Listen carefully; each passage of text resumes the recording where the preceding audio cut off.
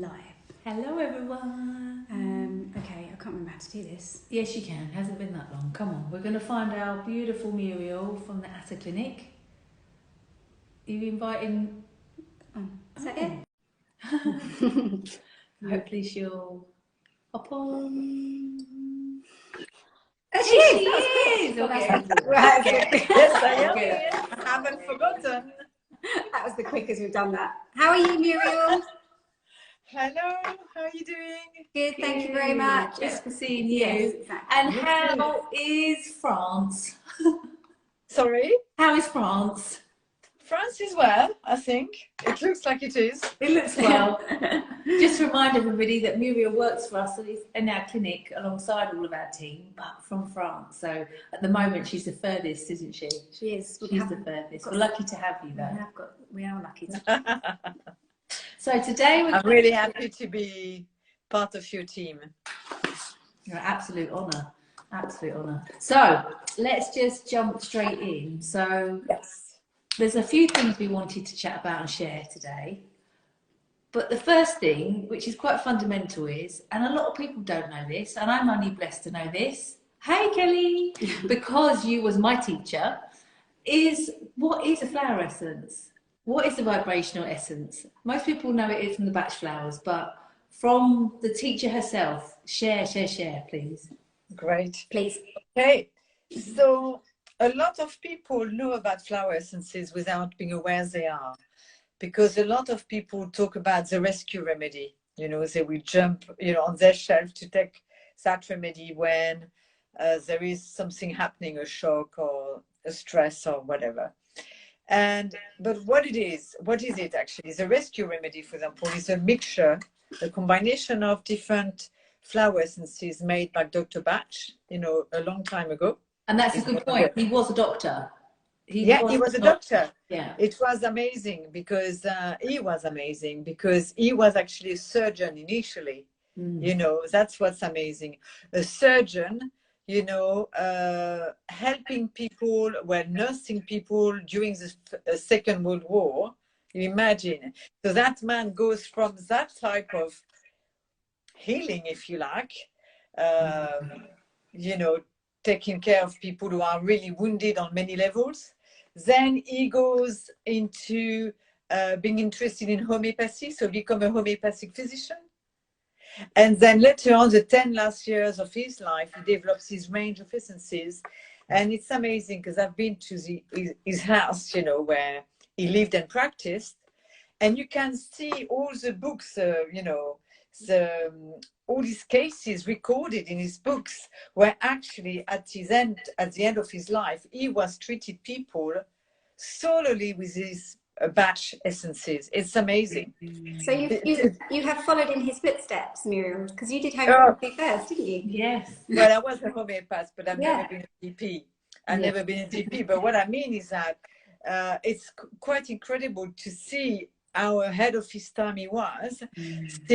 Since today we would not do this, and you can see this man who was curing. I think he was a big healer as well, but curing people only with his essences. No longer homeopathic remedies, no longer any medicine. So it's quite incredible. But of course, as a flower essence practitioner, I could never make claims that essences can help with physical complaints, because there is not enough evidence research. There is a lot of research, but we don't really have the right to do that. But if we go along the lines that if you feel everything is connected, that's what is holistic medicine, isn't it? Yeah. Everything is connected. So if you don't feel right mentally, it will have an effect on your body. If you don't take care of your sleep and everything, it will have an effect on your emotions. So it's all feeding into one another. And basically, I've seen with my own range, for instance, amazing results with people giving me feedback on very physical complaints. They didn't even come to me for that, but they said, oh, and by the way, this and this and this is better since I'm taking the remedies. It's quite amazing. But I'm diverting. So to go back to what you were asking, Tracy, what is a flower essence? So, I mean, many people, especially in England, I think the Brits are lovers of nature, aren't they? And the flowers. a flower essence is not like an essential oils where you've got the chemical compounds of the flowers. Here, what you are harnessing is the energy, the healing energy of the plants. So, for example, if you go at dawn and you see dew on a rose, this is an essence actually, because it's water. It's only water, but that water contains the energy of the plants. So, in actual fact, you know, essences started way before Dr. Bach as well, but Dr. Bach was the one who actually started to produce them in the way we know them now. So the way we know them now, they are, well, it's too long to explain how it's made, but basically you produce an essence by either cutting flowers or placing your bowl of water by the flowers, and you let it being solarized, obviously by the sun, because the sun is going to fixate, if you like, to fix the energy of the plants into the water. And after it's a process, so complicated, but you mix it with alcohol and then you dilute it further to prepare what we call the stock bottles, which are the ones that are sold to the public. So in there, basically, I always say, like, you've got nature in a bottle. And I think it's especially important for people who live in cities. Because when I used to live in London, I love doing it there, because when you are in nature, you have nature, the healing abilities of nature every day. But when you're in a city, you are more removed from it. And I always feel that, you know, taking these drops or holding the bottle is helping you to really connect with the vibration of nature. So I always say it's nature in a bottle, and it's an amazing companion. So I was mentioning the rescue remedy, but that's only one aspect of essences. Yes, essences can really help for shocks and, you know, in acute crisis. But in my own work, I mean, yeah, I will advise on this. But what I do love is to support people in their healing and spiritual journey, because you don't have to feel not right to want to be with essences. You may just want to know more about yourself, to discover more about yourself, to connect more with your own essence. And that's where I think the essences are invaluable and amazing. And that just touches on your range as well, which I can see the little bottles behind you. Yeah. Which I was lucky enough to Let's see one bottle for us now. What did you pick? So you see, if I don't have my glasses, I can't read. Well, this one is the Atlantic puffins. Oh, the joyful puffins. Yeah. Puffin. Yeah, I thought she said perfect. I was like, oh yeah. No, they're puffins. They could be puffins though. Perfect puffins. Atlantic puffins, which are made in Wales. Well, no, in Wales actually. So it's an amazing on the island of Skolmer. It's amazing. It's a natural reserve for birds, and I spent a whole day there with them and other birds. And these birds are not afraid of us, so they just come at our feet. I was surrounded by them, and they are their babies.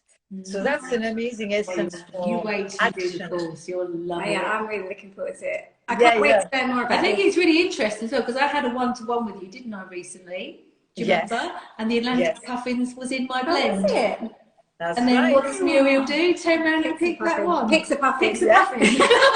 So obviously, because it's about joyful action. So, I mean, what I didn't say here is that you have many different types of essences. So I like to refer to them as vibrational essences. So, but they can be made from flowers, it can be from animals, so either remotely or in the presence of the animals, but of course with no parts, you know, you don't touch, or, you know, it's just the energy again. Or environments. I've made essences from what I would call sacred environments, places that are unspoiled. But people make essences from gems as well. That's very powerful. Crystal essences. I didn't hear that. What did you say? From what? Gems. People, they are some ranges Yeah. with gems. Yeah. Like in the Alaskan essences range, there are gem essences. They are beautiful. That's much more working with the body in a way. It's amazing. But yes, that essence which I just picked is about joyful action. It's about resilience. So it's whenever you feel that you don't get disheartened by the difficulty of a situation, you carry on doing it, and you do it with joy. That literally couldn't be more perfect for right now. Oh, great. Not to go into our personal reasons, but yeah, you do it with joy. I don't know if those of you who are listening to us at the moment or later on know what the Atlantic puffins look like, but they are, you know, these amazing birds. Like, they look like a bit like a clown, and they look like they are crying at the same time, and it's just amazing to see them flying. They look like little toys. But when you see them going at sea and diving to pick up the fish that they bring to their babies, it's completely incredible. Yeah. It's amazing. It's a lovely. They're a proper little community as well, aren't they? Yeah. Thank you for talking about this, Tracy. It's very much about community as well, and I think it's a big part of the difficulties in our culture is that a lot of us are separated. There is a lot of separation, a lot of isolation, and a lot of solitude. And let's face it, I think that it's one thing to go through something, but when you feel you have support of some kind, it makes it much easier, doesn't it? It doesn't take it away, but it's different. And I think that's why I love to think of essences as companions. Or especially the Atlantic puffins, anyway. Perfect companions. So, Muriel, when you create your essences, is it something you knew what that essence was going to help, or is it that you connect with the animal and? No, I never know before. It's like in my range, sometimes I was going with the like I've got 2 dolphin essences. When I went to Mid-Wales to make the dolphin bear essence, I knew ahead of time I was going to meet a pod of dolphins who lives there, a new key. But there are some essences, and like the Atlantic puffins, I knew I was going to have an essence done that day. But there are times where it took me by surprise. Like, I've got an environmental essence that is in mid-Devon. I didn't know at all. I always have my gear with me, my ball and everything in case. But I didn't know I would. It's just that big rock really called me, and the essence was made that day. I never know until I sit with either the flower, the site, or the animal, what healing qualities are. But I go like in a meditative state, and I receive information, and that afterwards I validate by having people testing them. So I only retain what comes in everybody, basically. And it's amazing to see that. You just, or sometimes you think, am I inventing this? And you just see, wow, no, we all come to that conclusion. I call this universal knowledge. Amazing. So that actually ties in quite nicely with one of the other questions I was going to ask you. So to explain to people that they are such beautiful, emotional, vibrational essences on their own as a standalone thing to use. Modality, but so beautiful to use alongside homeopathy, essential oils, or any other therapy that you may. Absolutely, Tracy. I mean, you know that yourself in your own work. I mean, it's just like, what's lovely is that for me, I don't like to call it therapy, but you know, they are referred as therapy or remedies. But it's definitely a tool or something I feel quite magical in a way, because nature is magical. In the sense that it helps you to reconnect with who you are truly, which is the big work which I like to do with people, because we forget, don't we? We are so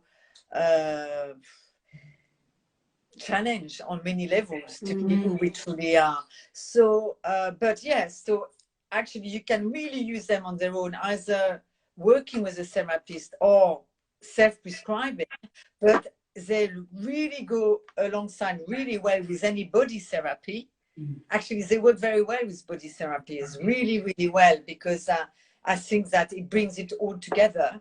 But also, yes, like you say, homeopathy, essential oils. Also, I would say that no problem at all to use them with homeopathy, but if you see a homeopath, it's important you say, I'm also taking essences, because he or she will want to know, because he or she will want to know if their remedy is acting. And one of the other ways that people forget that they can be used, the essences for home use, is to, if you've got diffusers, if you're burning essential oils, they can be added to your diffusers, they can be put into your bath. There's so many easy ways. It's not just the normal, people think to ingest it. Exactly.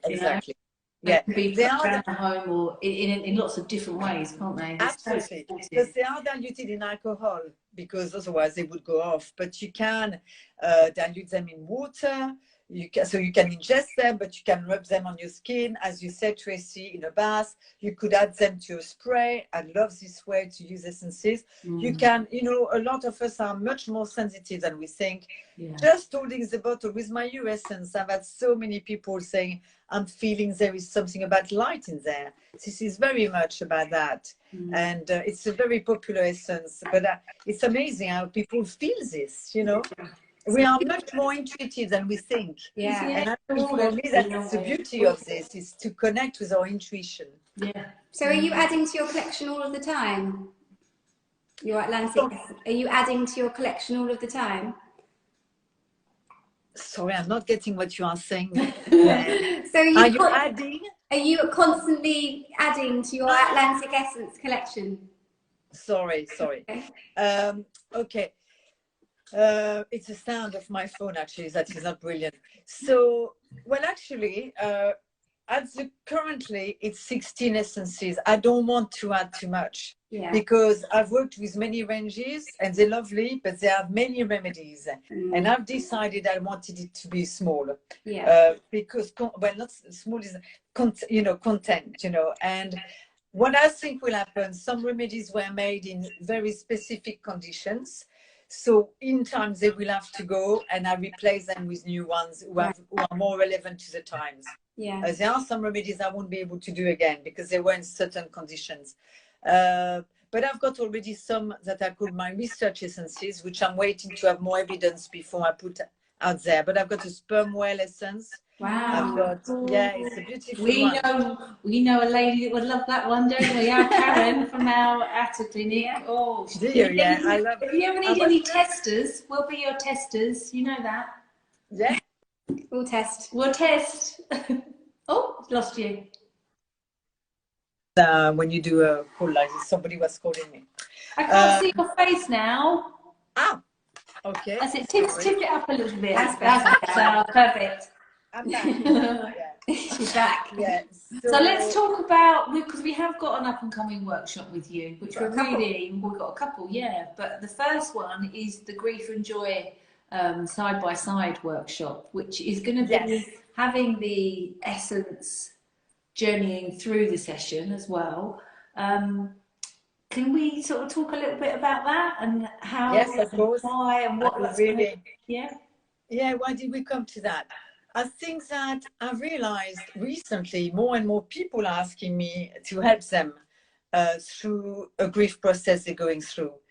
And I just feel really honored by that, in the sense that it's something really personal and emotional when we go through grief. And I think that it's something that is completely not understood in our culture. You know, I remember going to London on a talk about a fantastic lady called Sobun Fusome that comes from the Dagara tribe in Western Africa. She said that in their tribes, every week they do a grief ritual. So it can be about, I've lost, my scarf, or I've lost, or something massive.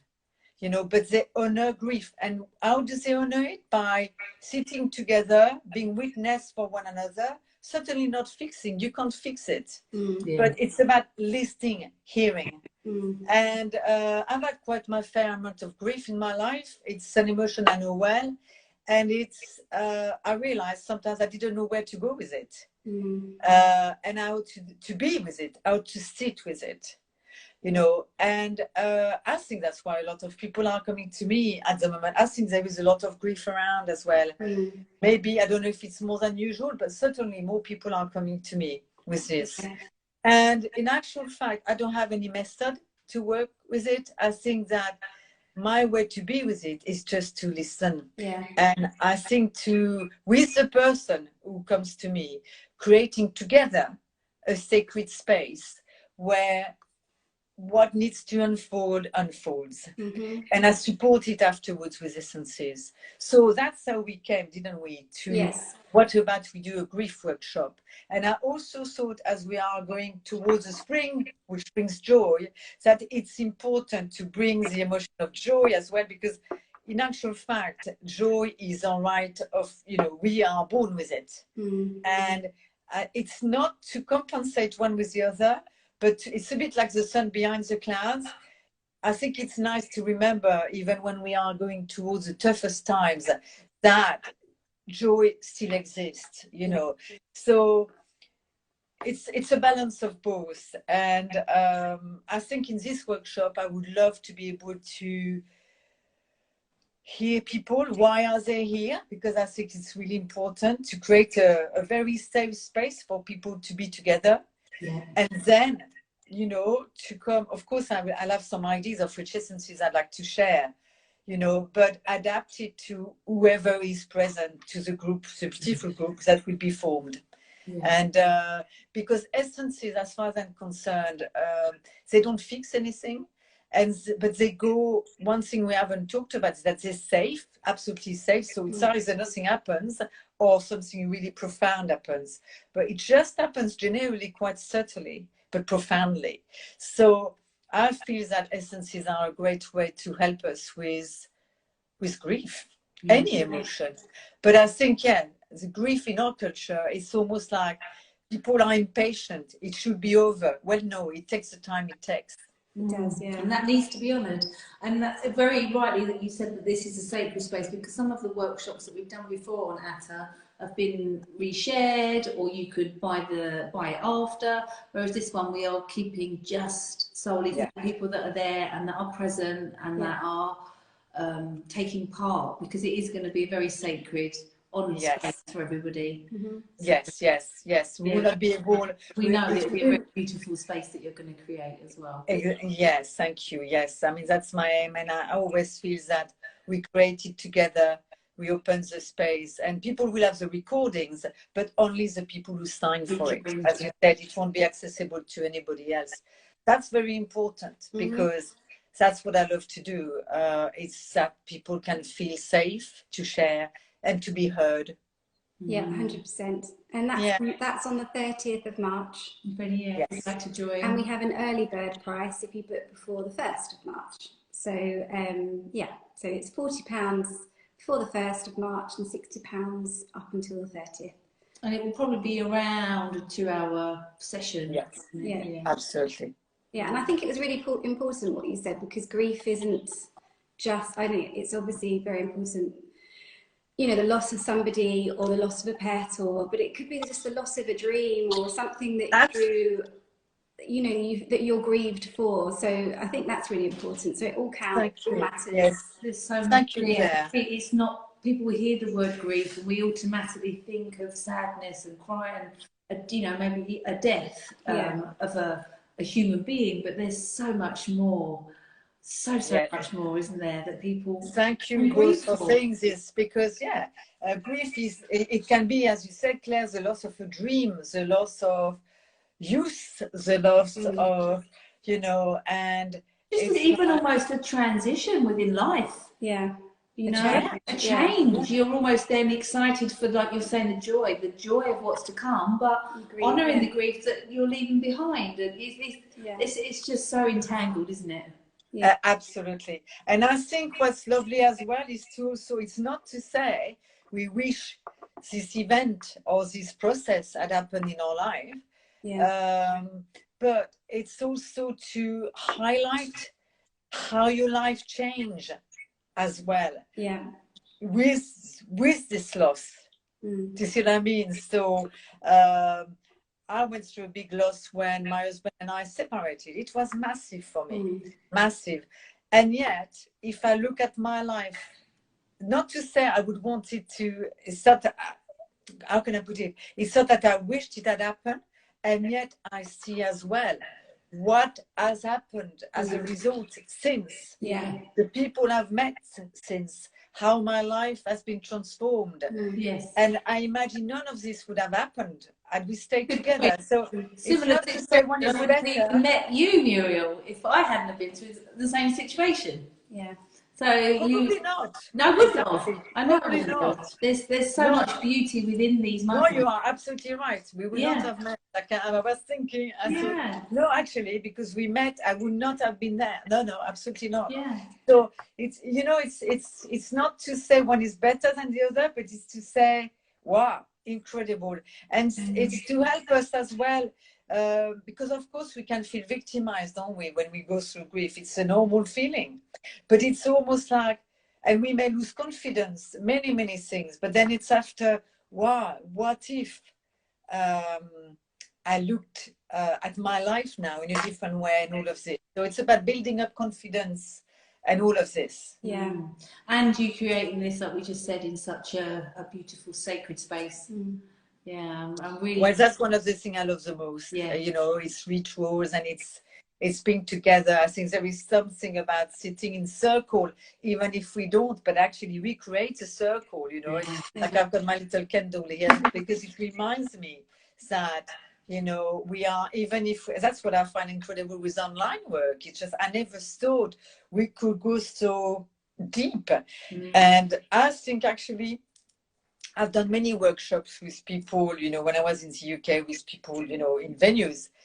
And it was great because, of course, you share your food as well and, you know, at lunchtime and, you know, this kind of thing. But actually, some people are quieter than others and shyer. And I think that when people are at home in their own environment, already feeling quite safe because they can take care of themselves, I've seen things incredible. People who have spoken, who may not have spoken otherwise, because we were online like this. So it's quite incredible. I mean, one doesn't stop the other, but it's. I'm surprised how deep we can go with this. With our devices. Absolutely. That, We've just realised that we didn't put a light on, and we're going to disappear into the dark in a minute. We're watching here on the screen below, like where it flips. It's true. You caught me and Claire. It's like, we're even here. The only light is on my glasses. A black screen. So I think that's probably a good time to go and get the sunset. Yeah, we can get the sun. So just really quickly, it's on the 30th of March. You book through ATTA.life and you click on workshops and you'll find the workshop. We've also got Muriel's Atlantic Essence workshop if you have a look at that, but we're going to talk about that on another live. But that's as amazing as this one. So just it'd be lovely if you know to join. But if you've got any questions as well, we obviously we'll come out run out of time a bit and light, but just send over any questions and we can get them back to Muriel, and I'm sure that she'll happily answer with all of her love and knowledge and passion for what she does. But thank you, Muriel. Thank you, Muriel. Thank you, both, and thank you. Thank you so much. Lots of love. Love you, darling. Bye-bye. Take care. Bye. Bye. Bye. Bye. Bye.